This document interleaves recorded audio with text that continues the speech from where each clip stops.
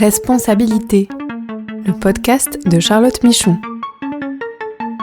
Droits humains pour comprendre les nouvelles obligations des entreprises.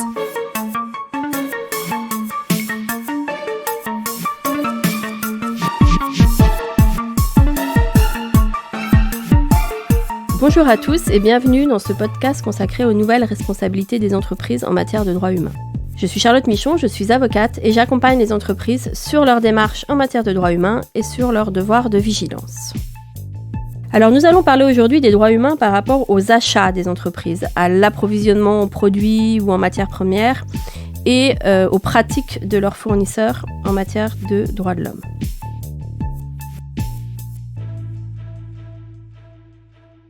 D'abord, je tiens à vous rappeler que le devoir de vigilance s'inscrit justement en réponse à une économie mondialisée et aux atteintes qui se passent à travers le monde, et notamment dans les chaînes d'approvisionnement des grandes entreprises.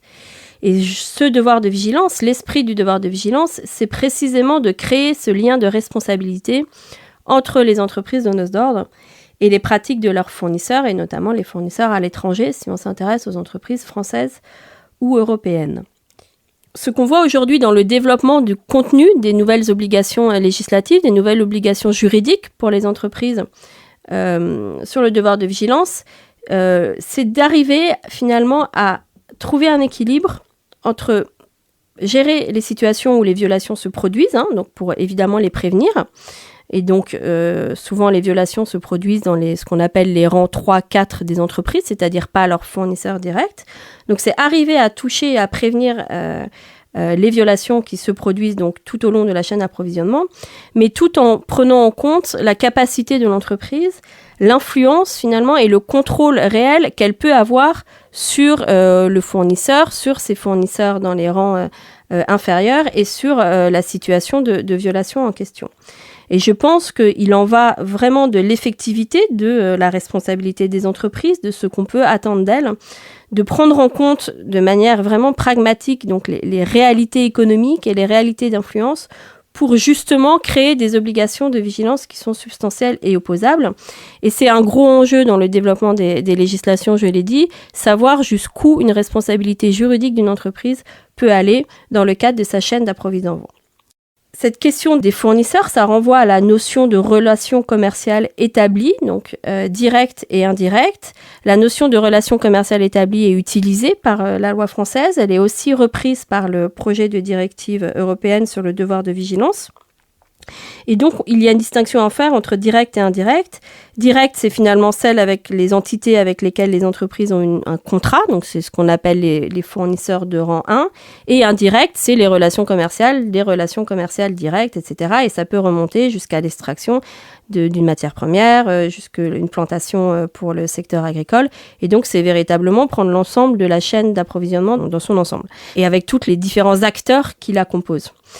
Je l'ai dit, c'est un des enjeux. La future directive européenne sur le devoir de vigilance vise à étendre, si on compare par rapport à la loi française, dont il est communément admis que finalement l'obligation s'arrête au ce qu'on appelle le rang 1, mais il y a des contentieux en cours en fait. On attend de voir véritablement l'interprétation des juges.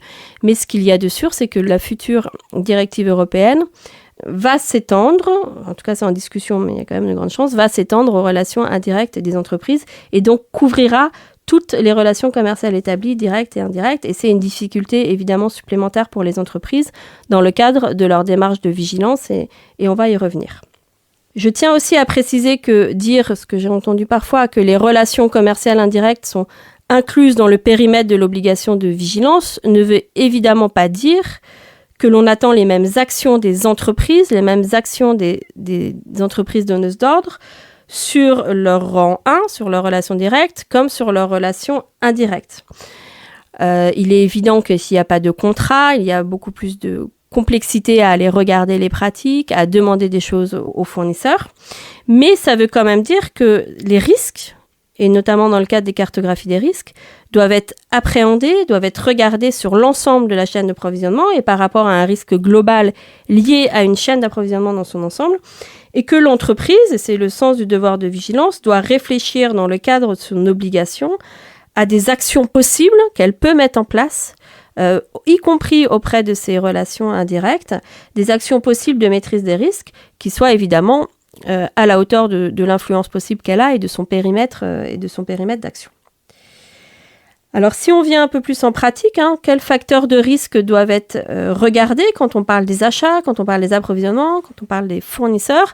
Donc, je l'ai déjà évoqué dans un ancien podcast, mais il existe des chaînes d'approvisionnement qui sont particulièrement à risque, du fait des matières premières utilisées, du fait des conditions d'extraction, du fait des conditions de fabrication, du fait d'assemblage, du fait du marché, le fait que c'est un marché peut-être concurrentiel où il y a beaucoup de fournisseurs à l'étranger et donc les marges sont plus faibles et donc les risques de pratiques attentatoires aux droits humains, notamment liés aux droits des travailleurs, sont plus importantes. Comment les identifier, ces chaînes d'approvisionnement? Il faut regarder par rapport aux violations, aux controverses, aux rapports des ONG, aussi aux guides sectoriels des organisations internationales. Et là, je vais citer les 3 guides sectoriels de l'OCDE, qui a déjà identifié ces chaînes d'approvisionnement les plus à risque, que sont le secteur agricole, le secteur textile et le secteur extractif. Donc, l'OCDE les a identifiés comme à risque, elle a fait des guides particuliers et une petite parenthèse, ce sont aussi ces secteurs qui sont considérés comme à risque dans le projet de directive européenne sur le devoir de vigilance qui prévoit une extension 2 ans après l'application par les États, une extension aux entreprises plus petites de ces 3 secteurs. Donc, on peut considérer que ces secteurs doivent attirer votre attention de manière particulière dans le cadre des cartographies des risques. Il ne faut pas aussi se limiter aux produits, aux matières premières, ce qu'on appelle les achats de production. Il faut aussi regarder, et souvent quand on regarde l'application par les entreprises de leur devoir de vigilance, c'est des prestations qui sont un peu oubliées. Il faut aussi regarder les services. Il y a des prestations de services comme le nettoyage, comme la sécurité, comme la restauration, qui sont des prestations que toutes les entreprises utilisent et qui sont particulièrement à risque dans certains pays en tout cas, ou par rapport à certaines entreprises, à certains fournisseurs, en matière de droits humains. Donc c'est parce que par exemple les personnes sont moins qualifiées, parce que les travailleurs sont moins qualifiés, parce que ils interviennent dans des conditions sur site par exemple, ou dans des horaires particulières où elles sont plus isolées et donc ça doit appeler une vigilance approfondie en matière de droits humains. Donc n'oubliez pas de regarder aussi les prestations de services et ne vous limitez pas à la question des produits et des matières premières. Donc il y a, je l'ai dit, des produits et des services qui doivent appeler une vigilance particulière, qui sont plus sensibles en matière de droits humains. Il y a aussi des risques qui sont liés aux fournisseurs, au type de fournisseurs. Donc par rapport à leur localisation, je l'ai déjà évoqué dans un précédent podcast, mais le risque lié au pays est très important. Donc selon la localisation de vos fournisseurs, ça doit appeler à une vigilance approfondie. Et il y a aussi, facteur de risque important, c'est essayer d'évaluer pour vous leur capacité et ou leur volonté à respecter les droits humains par rapport à vos propres engagements. Donc, savoir si c'est une petite ou une grosse entreprise, savoir s'ils ont déjà des politiques en matière de droits humains, des pratiques, s'ils ont déjà eu des controverses. Et ça aussi, ça peut vous aider à essayer de cibler les fournisseurs qui sont les plus à risque en matière de droits humains. En pratique, quand on regarde l'application de la loi sur le devoir de vigilance, les cartographies des risques dites achats sont souvent par catégorie d'achat d'abord. Donc, on essaye d'identifier les grandes catégories d'achats à risque par rapport au volume d'achat dans l'entreprise et par rapport à leur sensibilité droits humains que j'ai évoqué précédemment. Et après, seulement après, on regarde un peu parmi ces catégories d'achats les plus à risque, les fournisseurs les plus à risque et ça permet d'arriver dans un premier temps, en tout cas, à un nombre assez raisonnable, on va dire, de fournisseurs à aller regarder et à prioriser en termes d'action de maîtrise des risques. Si on regarde maintenant, justement, après la cartographie des risques, ce que les entreprises peuvent mettre en place pour essayer d'atténuer les risques liés à leurs achats et à leurs fournisseurs, dans les pratiques des entreprises, on voit que des différentes mesures peuvent être prises tout au long du processus d'achat, donc aussi bien en pré-contractuel, c'est-à-dire par exemple des intégrations de critères droits humains dans les appels d'offres, au niveau des appels d'offres, des due diligence, des évaluations des potentiels fournisseurs, des potentielles relations commerciales établies par rapport à leurs pratiques droits humains, leurs controverses droits humains. Donc c'est vraiment en pré-contractuel, éviter de s'engager dans une relation où où les risques sont trop importants. Et évidemment, plus tôt on parle des engagements droits humains, plus tôt on parle des engagements RSE en général avec une relation commerciale, plus il est facile après de pouvoir leur demander des choses et aller aussi regarder leurs pratiques. Donc après ces actions précontractuelles, on a aussi évidemment pendant le contrat mettre une clause qui demande aux fournisseurs de s'engager à respecter les droits humains.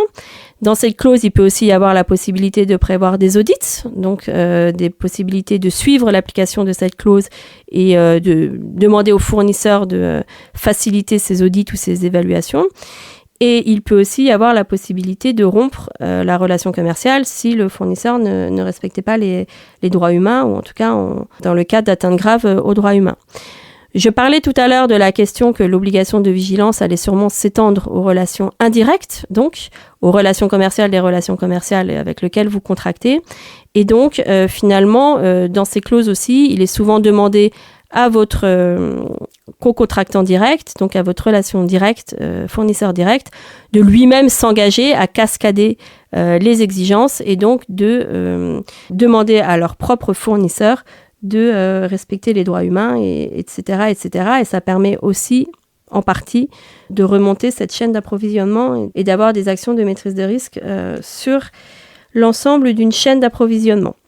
Et enfin, après le contrat, donc dans l'exécution de la prestation, il y a évidemment la possibilité d'aller faire des audits, d'aller faire des évaluations de vos fournisseurs pour vraiment s'assurer que dans le cadre de la relation commerciale commune, les droits de l'homme sont respectés. Un point pour insister sur le rôle des initiatives sectorielles. Alors, qu'est-ce qu'on appelle les initiatives sectorielles ?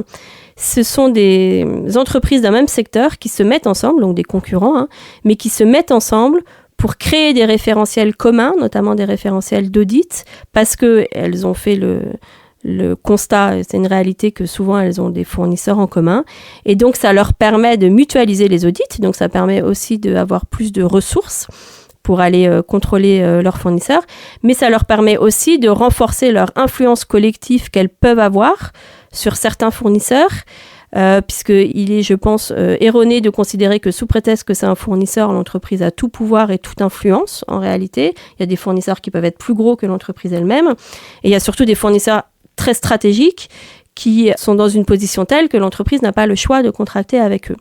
Donc le fait de se mettre avec des pairs et finalement permet aussi d'augmenter leur influence collective pour essayer d'améliorer les pratiques des fournisseurs sur la durée. Et ces initiatives sectorielles, donc il y en a plusieurs et elles datent depuis souvent une quinzaine d'années. Il y en a dans le secteur de l'électronique, il y en a dans le secteur des télécoms, il y en a dans le secteur agricole, par exemple, sur l'huile de palme. Et donc, ces initiatives sectorielles permettent aussi, et d'ailleurs, c'est les seuls exemples qu'on a aujourd'hui quand on regarde les pratiques des entreprises, elles permettent petit à petit de remonter par rapport au rang 2, au rang 3, voire au rang 4, puisque, encore une fois, il s'agit d'aller essayer d'agir tout au long de la chaîne d'approvisionnement. Et l'engagement avec les fournisseurs de rang 1 permet souvent de remonter vers le rang 2, etc. Un dernier point sur les actions de maîtrise des risques, parce que je pense que c'est important, c'est quelque chose qui se développe de plus en plus, c'est la question de dispositifs d'alerte qu'on appelle Worker Voice, qui permettent d'aller toucher directement les employés des fournisseurs avec lesquels vous travaillez. Pourquoi aller essayer de toucher directement les employés des fournisseurs ? Parce que ce sont souvent les travailleurs, ce sont souvent les victimes d'agissements de leur patron, en fait, du fournisseur en lui-même. Et il est aujourd'hui de la responsabilité de l'entreprise, dans le cadre du devoir de vigilance de l'entreprise donneuse d'ordre, d'aller essayer de contrôler les pratiques et de voir ce qui se passe et de savoir finalement s'il y a des violations des droits humains. Et donc, ces dispositifs de Worker Voice, c'est des applis, c'est des applications, c'est des numéros de téléphone anonymes, très souvent.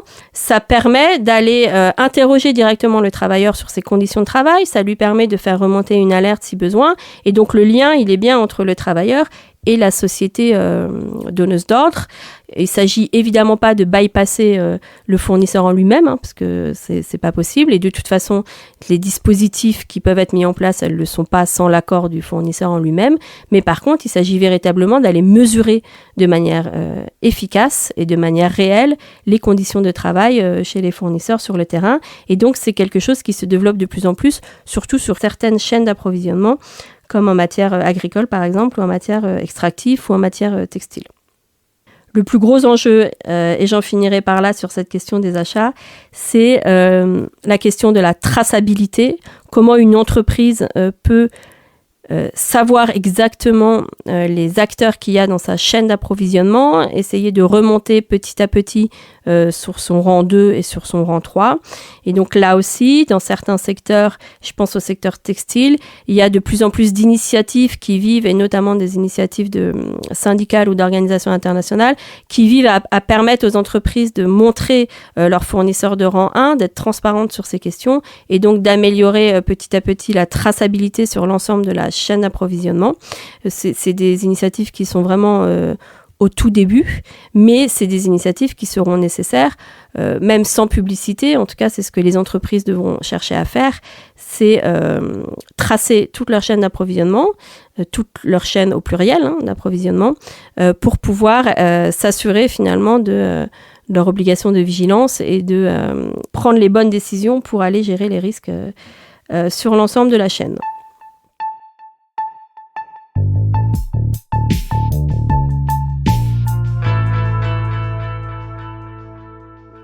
Donc nous allons parler maintenant d'une actualité qui me paraît importante, c'est l'entrée en vigueur de la loi allemande sur le devoir de vigilance, donc, et je vais vous développer très rapidement ce qu'elle implique, et peut-être en comparaison aussi avec la loi française sur le devoir de vigilance. Donc elle s'appelle en anglais le German Supply Chain Due Diligence Act, en allemand vous la retrouverez sous l'acronyme LKSG. Elle a été adoptée en juin 2021 et elle entre en vigueur donc aujourd'hui en janvier 2023. Cette loi s'adresse à toutes les entreprises, et on entend par entreprises les entités juridiques qui sont allemandes, il n'y a pas de compétences extraterritoriales, donc c'est les entités juridiques allemandes qui emploient plus de 3000 salariés aujourd'hui, et dès l'année prochaine, ça sera étendu à celles qui emploient plus de 1000 salariés. Et donc, sur le contenu de l'obligation de vigilance créée, elle est assez similaire à celle de la loi française et en général de l'obligation de vigilance des référentiels internationaux. Donc, elle demande aux entreprises de mettre en place des procédures de gestion des risques, donc visant à identifier, prévenir et atténuer les atteintes aux droits humains et à l'environnement, atteintes qui sont causées par l'entreprise elle-même, par ses filiales et par ses relations commerciales dans la chaîne d'approvisionnement. Donc, ces procédures doivent inclure des cartographies des risques, des actions de maîtrise des risques. Il y a aussi une procédure d'alerte qui est assez classique dans l'esprit du devoir de vigilance et dans les démarches de vigilance.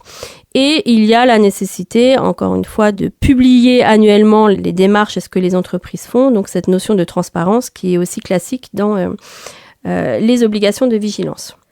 Sur la question des fournisseurs, et pour faire écho à ce que je disais tout à l'heure, il y a une différence qui est faite dans la loi allemande entre les fournisseurs directs, justement, et je vous rappelle que c'est le rang 1, c'est ceux avec qui vous contractez directement, et les fournisseurs indirects, qui est au stade de l'analyse des risques. En fait, il est demandé des analyses de risques régulières sur les fournisseurs directs, donc de l'entreprise.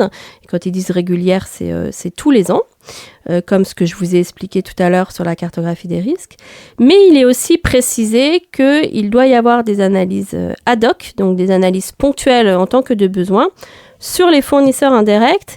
Et comment décider de ces analyses ponctuelles ? C'est dans le cas de connaissances ce qu'ils appellent connaissance substantielle, c'est une traduction française libre, mais une connaissance substantielle qui implique que l'entreprise finalement dispose d'indications factuelles qu'une violation de droits humains puisse avoir lieu ou semble possible chez un fournisseur en direct. Et comment avoir cette connaissance substantielle ? En pratique, ce sera par rapport aux rapports des ONG, par exemple. Il y a des rapports des ONG ou des instituts experts sur la question qui peuvent cibler certaines entreprises ou certains fournisseurs. Ça sera par rapport à des alertes remontées. Donc, tout autre indice qui permet de dire que il est fort possible que dans ma chaîne d'approvisionnement, au-delà de mon fournisseur direct, il y a des violations de droits humains et ça nécessitera de la part des entreprises des analyses spécifiques de risque et donc on pratique des évaluations, voire des déplacements sur place, voire des interrogations auprès du fournisseur de rang 1 à charge pour lui d'aller voir les autres fournisseurs, etc. Mais tout ça, on va voir comment la loi est appliquée. Et ça, c'est une différence avec la loi française qui parle de relations commerciales établies en général et qui ne fait pas de distinction entre direct et indirect. Et encore une fois, il est communément admis que la loi française s'arrêterait au rang 1. Une autre différence avec la loi française, c'est concernant les suivis et les sanctions. Donc, le suivi et les décisions de sanctions par rapport à l'application de la loi allemande donc relèvent d'un service de l'État, à savoir l'Office fédéral de l'économie et du contrôle des exportations. Les sanctions sont prévues par la loi, donc les possibles sanctions sont des amendes qui peuvent aller jusqu'à 800 000 € ou 2% du chiffre d'affaires annuel, et ça peut être aussi l'exclusion des entreprises de l'accès au marché public pendant 3 ans. La loi allemande ne prévoit pas, à la différence de la loi française, une mise en jeu de la responsabilité civile de l'entreprise, en tout cas sur le fondement de la loi sur le devoir de vigilance. Donc, c'est aussi une différence et je vous rappelle, je l'avais déjà dit, qu'aujourd'hui, le contrôle de l'application de la loi française est exclusivement laissé au juge qui va être amené à décider de l'interprétation de la loi et des sanctions éventuelles qui peuvent arriver. Donc voilà pour la loi allemande, c'est à suivre. Il y a des questions pour les entreprises françaises, notamment qui ont des filiales allemandes qui remplissent les seuils d'application de la loi. Il y aura des questions d'articulation, de savoir, puisque les périmètres sont un peu différents, comment l'entreprise, la société mère française va accompagner sa filiale dans l'obligation de vigilance, comment les éventuels manquements de la filiale allemande vont pouvoir jouer aussi sur l'obligation de vigilance de l'entreprise française elle-même, puisque c'est l'obligation de vigilance, vous le savez, couvre aussi les filiales directes. Donc ça aussi, c'est des choses qu'il va falloir regarder. On va apprendre en marchant. Et c'est aussi à regarder par rapport à la future directive européenne sur le devoir de vigilance, qui va, on espère, harmoniser aussi les différentes législations, mais qui n'arrivera pas avant, a priori, 2025-2026. Merci à tous de m'avoir écouté, c'est la fin de ce podcast. On se retrouve dans 15 jours et cette fois-ci sur la question de la responsabilité pénale en matière de droits humains des entreprises internationales et en particulier les entreprises sociétés mères et donneuses d'ordre. À bientôt.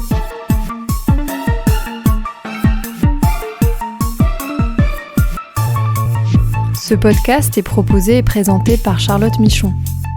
Vous pouvez la contacter sur LinkedIn pour plus d'informations. Produit par Amicus Radio, réalisé par Léobardo Arango.